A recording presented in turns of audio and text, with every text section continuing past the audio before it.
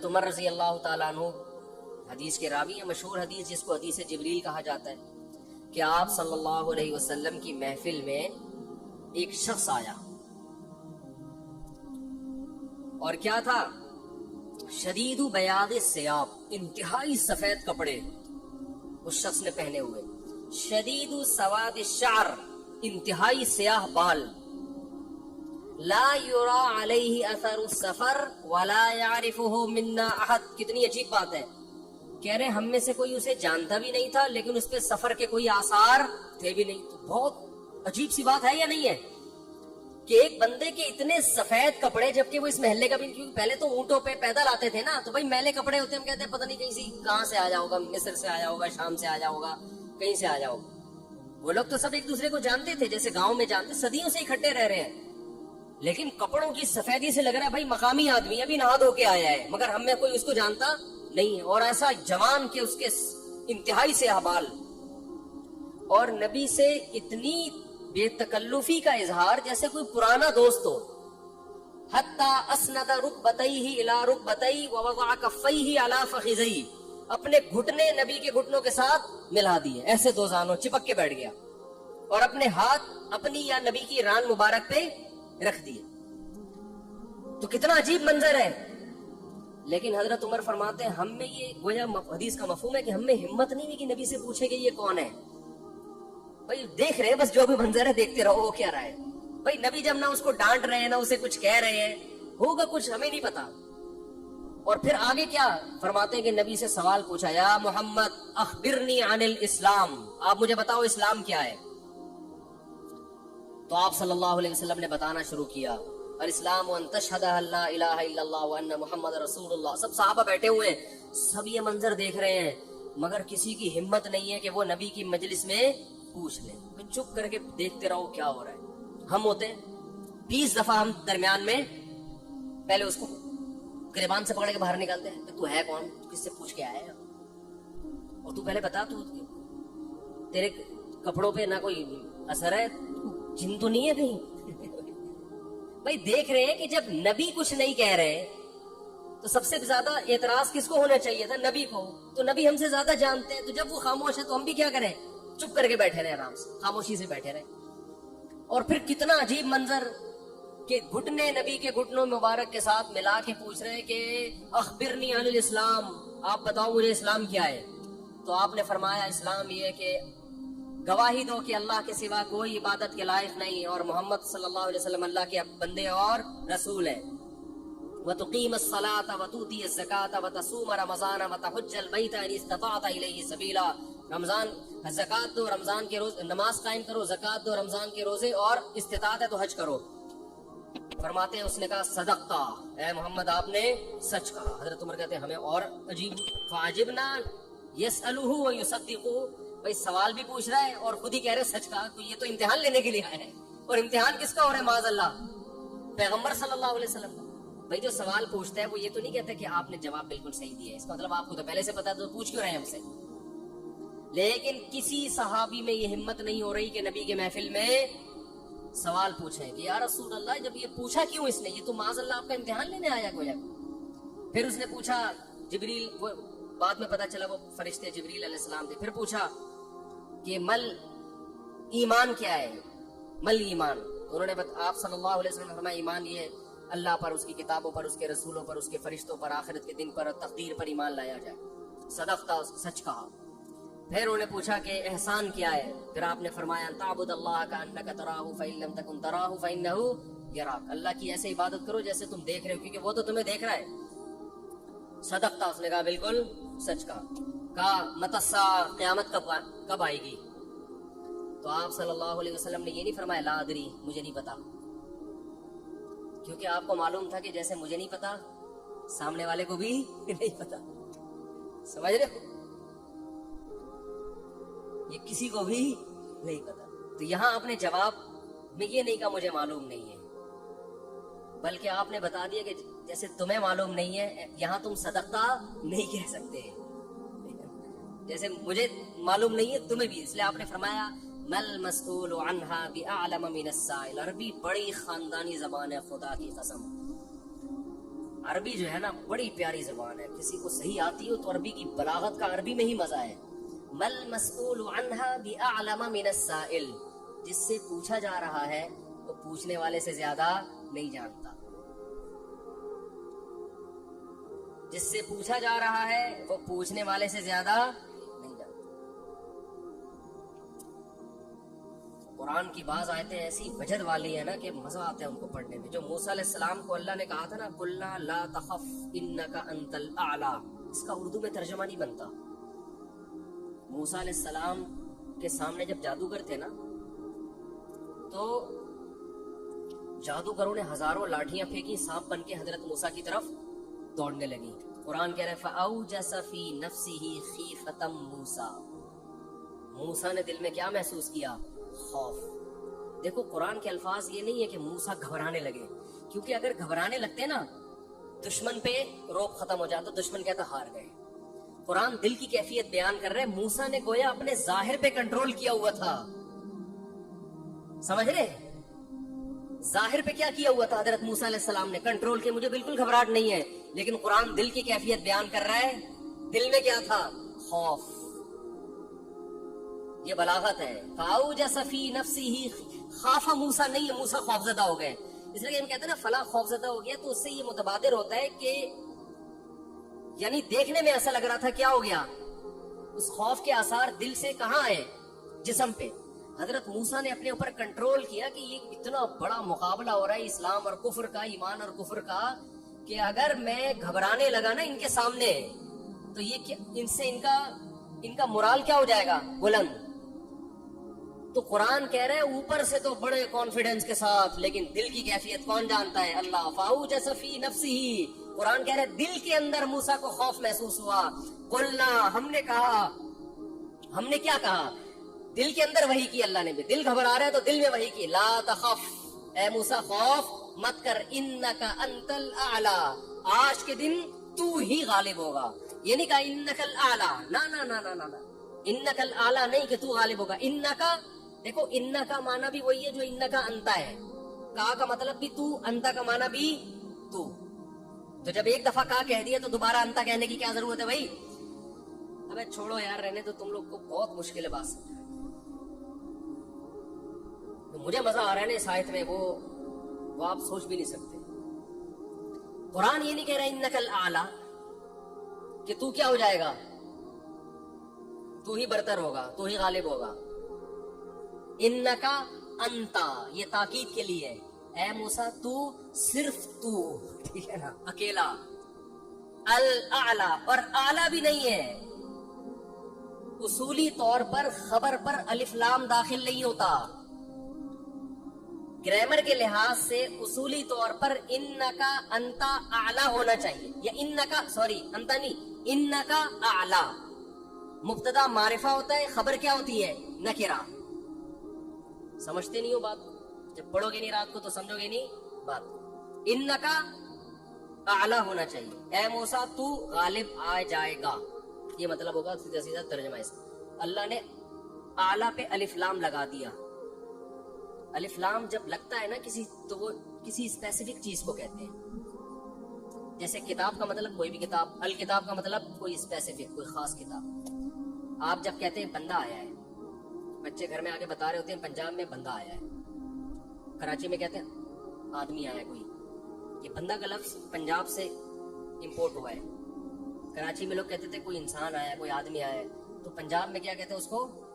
بندہ آیا. اچھا شگون کے انسان کا بچہ بن جائے, وہ بندہ بن جائے, ٹھیک ہے نا. تو ہم جب کہتے ہیں کوئی بندہ آیا ہے, یہ ایک بندہ آیا ہے, تو وہ ان نون ہوتا ہے. ابو کو بتا رہے ہوتے ہیں ابو ایک انکل آئے ہیں, اس کا مطلب کیا ہوتا ہے؟ کوئی ہے. لیکن اگر ایسا بندہ آیا ہو جس کا آپ کو پتا ہو, یعنی پہلے آ چکا ہو اور آپ اس کے انتظار کر رہے ہو, وہ اسپیسیفک وہ بندہ آ چکا ہو, تو عربی میں کہیں گے البندہ. بندہ عربی کا لفظ نہیں, لیکن میں سمجھانے کے لیے. جا رجل, یو سڑے راغلے, یو سڑے کہیں گے نا, یو سڑے راغلے, موقع دے کے بھاگ لے. ایک بندہ آیا ہے. جا الرجل, تو اس کا مطلب وہ ایک مخصوص بندہ ہے جس کا پہلے سے آپ کی کھوپڑی میں تصور ہے. تو قرآن کہہ رہا ہے انکا انت الاعلی. الاعلی کا مطلب کہ جب مقابلہ ہو رہا ہے نا تو جو شخص برتر آنے والا ہے لوگوں کے ذہن میں گویا کہ اس کا ایک تصور ہے کہ ایک نہ ایک جیتے گا, تو وہ جو جیتنے والا مخصوص شخص ہے آپ کے علاوہ کوئی بھی نہیں ہے وہ, اور صرف آپ ہی ہو. الاعلی کون ہے آج؟ الاعلی اعلی نہیں بلکہ الاعلی کون ہے؟ پورا ترجمہ ہو نہیں سکتا اس کا. وہ کون ہے؟ اے موسیٰ صرف اور صرف تو ہی ہے. تو لا تخف, تجھے خوف زدہ ہونے کی ضرورت نہیں ہے. تو کیا بات کر رہا تھا میں, یہ آیت کہاں سے آ گئی؟ ہاں تو یہی نبی صلی اللہ علیہ وسلم نے جو فرمایا نا مل مسئول عنہا بأعلم من السائل, یہ بھی کیا ہے؟ بلاغت ہے. جس سے پوچھا جا رہا ہے وہ مسئول سائل سے زیادہ نہیں جانتا. تو پھر حضرت جبریل نے, وہ جو انسان تھے وہ جبریل تھے, انسان کی شکل میں آئے تھے, انہوں نے پوچھا کہ علامات بتائیں, تو آپ نے فرمایا انت لد الامۃ ربتہا. اس حدیث پہ جو ادب والی بات ہے وہ میں بھی گچی پکڑ کے رکھنا بھول نہ جاؤں, لیکن اس حدیث میں بات آ گئی ہے. تو ایک دلچسپ بات کیا ہے, آپ نے قیامت کی پہلی علامت بتائی کہ باندی اپنے آقا کو جنے گی. یعنی لونڈی اور غلام سے جو بچہ پیدا ہوگا وہ ماں کا بیٹا کم اور ماں کا باپ بولو زیادہ, ماں کا مولا اور ماں کا آقا زیادہ ہوگا. غلام کی مثال نہیں دی کیونکہ غلام مرد ہوتا ہے نا, اس پہ تصرف تھوڑا سا پھر بھی کم ہوتا ہے, یعنی وہ آپ کی ملکیت میں ہوتا ہے لیکن اس پہ کنٹرول کم ہوتا ہے کیونکہ آدمی ہے. جب عورت آپ کی ملکیت میں ہوتی ہے لونڈی, اس پہ وہ تو کمزور ہے نا, اس پہ کیا ہوتا ہے آپ کا تصرف زیادہ. تو جو مکمل غلام اور باندی تھی وہ جب جنے گی جس نسل کو, تو ہونا تو یہ چاہیے تھا کہ جس نے جنا ہے اس کا مقام اونچا, لیکن جس کو جنے گی نا وہی اس پہ کیا کرے گا. یعنی ماں کا تو ایسا حق ہے نا, ماں کو تو ساری دنیا جانتی ہے نا کہ ماں نے کیسے گود میں پالا, کیسے جنا, اور لوگ ماں کے تانے دیتے ہیں نا. حضرت موسیٰ علیہ السلام نے جب حضرت ہارون کی داڑھی پکڑ کے کھینچی ہے نا, جب حضرت موسیٰ علیہ السلام کوہ طور پہ گئے تورات لینے, پیچھے بنی اسرائیل نے بچڑے کی عبادت شروع کر دی. ہارون علیہ السلام کو نگران بنا کے گئے تھے کہ ذرا ان کی حفاظت کرنا, بڑے نالائق لوگ ہیں, دائیں بائیں نہ ہو جائیں. جب واپس آئے تو دیکھا کہ وہ کیا کر رہے ہیں, بچڑے کی عبادت. تو حضرت موسیٰ کو سب سے پہلے غصہ کس پر آیا؟ حضرت ہارون پر. اپنے بھائی کی داڑھی پکڑ کے کھینچی کہ ما منعک اذ رأیتہم ضلوا, یہ گمراہ ہو رہے تھے, آپ نے روکا کیوں نہیں؟ تو حضرت ہارون نے کیا کہا, باپ کا واسطہ نہیں دیا بلکہ ماں. لا یبن اماں, اے میری اماں کے بیٹے, اے میری ماں کے بیٹے, کیونکہ یہ رشتہ فوراً سمجھ میں آتا ہے. ماں کا واسطہ کیونکہ محبت کی علامت ہے نا. ابا جو ہے نا وہ تربیت کے لیے اللہ نے بنایا, وہ محبت واپس زیادہ ابا سے امیدیں نہیں لگایا کریں. ابا کی ایک الگ ویلیو ہے, وہ محبت بہت زیادہ کرتے ہیں ابا, لیکن وہ جتلاتے نہیں ہیں. وہ کہیں تمیز سے زیادہ لاڈ پیار دکھاؤ گے نا, ابا یہ ہو گیا تمیز سے بیٹھ وہاں جا کے آرام سے, ٹھیک ہے نا, جو بات ہے ادب تمیز. ماؤں کو زیادہ ادب تمیز نہیں, ماؤں کو لاڈ چاہیے ہوتے ہیں. تو اس لیے ابا محبت تو بہت کرتے ہیں لیکن وہ آسانی سے سمجھ میں نہیں آتی کیونکہ تعظیم اس پہ غالب ہوتی ہے. اماں کی محبت 2 منٹ میں سمجھ میں آ جاتی ہے. تو جب بھی واسطہ دیا جاتا ہے کس کا؟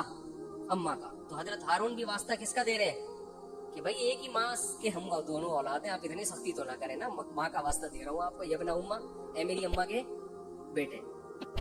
تو ماں جو اتنا قریبی رشتہ ہے, جس کی محبت سب کو سمجھ میں آتی ہے, اس کو غلام بنا لینا تو یہ کھوپڑی میں آنے والی بات نہیں ہے. لیکن حدیث میں کیا آتا ہے, قرب قیامت میں بیٹا کیا ہوگا, ماں پہ حکومت کرے گا, بیٹا ماں پہ حکومت کرے گا.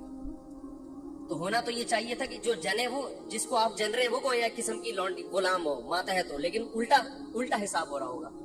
تو یہ بھی پتا چل رہا ہے کہ ادب مارکیٹ سے کیا ہونا شروع ہو جائے گا, شارٹ. مطلب حدیث کا یہی ہے کہ چھوٹے جو ہے نا وہ بڑوں کی جگہ ہو جائیں گے, اور بڑے, اور یہ خدا کی قسم آج اپنی آنکھوں سے میں دیکھ رہا ہوں, زیادہ تر لبرل لوگوں کے گھروں میں دیکھ رہا ہوں, دیندار گھروں میں کم.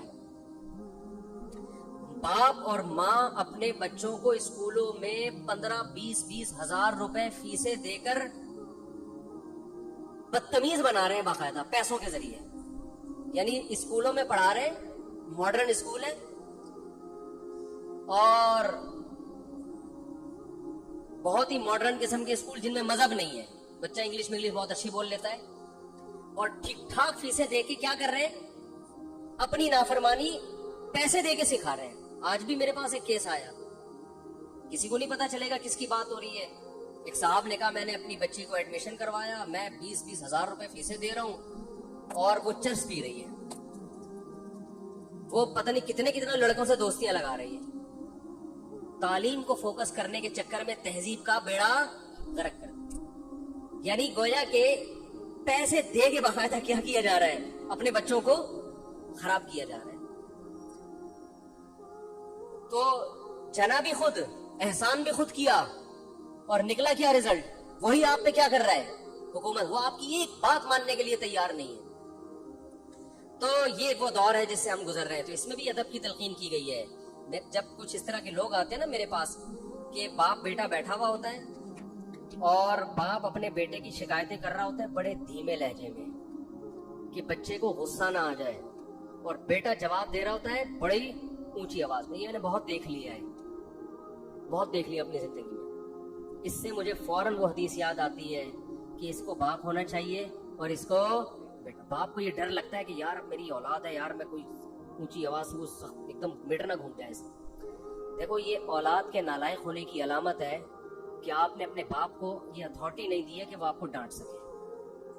अगर आपका बाप आपको डांटते हुए घबराता है ना, खुदा की कसम ये बाप के खराब होने की दलील नहीं है, ये औलाद के खराब होने की दलील है। ये औलाद के खराब, वो डर लगता है उसको कि यार कुछ बोल दूं तो ऐसा ना नाराज हो जाए। मैं नहीं कह रहा औलाद पे बेजा सख्तियां करें या खाम खामे डांट डपट करते रहे, उससे तो डिप्रेशन के मरीज बनते हैं। माँ बाप जुल्म भी करते हैं। इस पर मैं इंशाल्लाह बयान करूंगा कि मेरा इरादा है, मैंने जो सेनेट में बिल पेश हुआ ना कि माँ बाप को औलाद पे हाथ उठाने की इजाजत नहीं, शौहर को बीवी को डांटने की इजाजत नहीं, ये बिल्कुल खिलाफ है, लेकिन इसका नाजायज फायदा भी उठाया जाता है। तो माँ बाप को बिला वजह औलाद पे हाथ उठाना शरन जायज। आज एक साहब बहस करने लगे कि मुझे इजाजत दी है शरीयत ने कि मैं अपने बच्चे को थप्पड़ मार सकता हूँ। मैंने कहा आपको इजाजत शरीयत भी नहीं दी है कि बिला वजह आप अपने बच्चे पे हाथ उठाएं, और खासतौर पे नाबालिग पे। नाबालिग के हुकूक इस्लाम में बहुत ज्यादा है। माँ को इजाजत नहीं अपना गुस्सा किसी और पर है निकाल किस पे रही है। मैंने माओ को देखा है, तबीयत खराब है, झुंझला रही है, बच्चे को पकड़ के तबीयत से कूट दिया उसको बेचारा। बाज बच्चे माँ की चंगेज खान जैसी माएं होती हैं, वो बच्चे ठिठर ठिठर के उनकी जो ग्रोथ है ना वो ही रुक जाती है उनकी। इतना सख्ती का माहौल उन्होंने घर में देखा होता है। तो ये ना बाप के लिए जायज है और ना माँ के लिए। तो इसमें मैं उलमा के वाकयात भी सुनाऊंगा कि अपनी औलाद को मारने से पहले क्या उनके उसूल थे कि हम ज्यादती न कर बैठे। तो ये भी है। अच्छा खैर, तो जल्दी से बात को ये समेट के खत्म करता हूँ। क्या हो गया? तो रसूलुल्लाह सल्लल्लाहु अलैहि वसल्लम की महफिल में हजरत जिब्रील आए तो हजरत उमर फरमाते हैं, तो हजरत उमर रज़ी अल्लाह ताला अन्हु फरमाते हैं फलबिस्तु मलिया, मैंने जब ये मंजर देखा तो मैं बहुत दिनों तक ठहरा रहा। यानी कुछ दिन गुजरने के बाद भी हजरत उमर की हिम्मत नहीं हुई कि नबी से पूछे कि या रसूल अल्लाह ये कौन थे, ये क्या है एहतराम, कि भाई ऐसा ना नबी सल्लल्लाहु अलैहि वसल्लम नाराज हो जाए। खुद क्यों नहीं बता रहे भाई? ये अहम बात होती तो आप सल्लल्लाहु अलैहि वसल्लम तो खुद मुअल्लिम थे, खुद बताते। तो फरमाते हैं कुछ दिन के बाद खुद नबी ने मुझसे पूछा कि उमर जानते हो वो शख्स कौन था? मैंने कहा अल्लाह उसके रसूल ही ज्यादा जानते हैं। फरमाया हादा जिब्रील अताकुम युअल्लिमुकुम दीनकुम, ये जिब्रील थे, इंसानी शक्ल में आए थे तुम्हें तुम्हारा दीन सिखाने के लिए। इससे पता चलता है कि तालीम का सिर्फ ये तरीका नहीं है कि उस्ताद बैठ के बच्चों को पढ़ाता रहे सारा दिन बैठ के। ये नेचुरल वे ऑफ टीचिंग है कि एक माहौल बना दिया, एक शख्स आ रहा है, सहाबा अच्छा, फिर एक ताज्जुब की फजा कायम की गई ताकि ना उनको ये महफिल याद रहे। अगर ऐसा ही होता वो नॉर्मल ड्रेस, सफर वाले ड्रेस में आते तो ये तो नॉर्मल मजलिस है, भाई कोई मुसाफिर आया।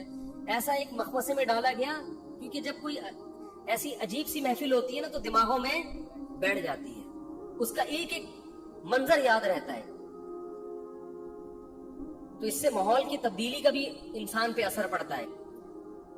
तो सहाबा क्या कर रहे हैं, नबी सल्लल्लाहु अलैहि वसल्लम से सवाल पूछने से पहले एक और वाकया सुना के बस ये मैं टॉपिक खत्म करता हूँ। एक और वाकया है, हदीस में आता है कि आप सल्लल्लाहु अलैहि वसल्लम ने जोहर या असर की नमाज पढ़ाई, सही हदीस है। उसमें आपने 4 की जगह 3 रकतें पढ़ा दी। کتنی؟ 3. اب صحابہ سوال نہیں پوچھ رہے کہ یا رسول اللہ یہ آپ سے غلطی سے ایسا ہوا ہے، کیا ہوا ہے؟ خوف زدہ. حضرت ابو بکر عمر بالکل پیچھے بیٹھے ہوئے ہیں. حدیث میں آتا فہابا ان یتکلما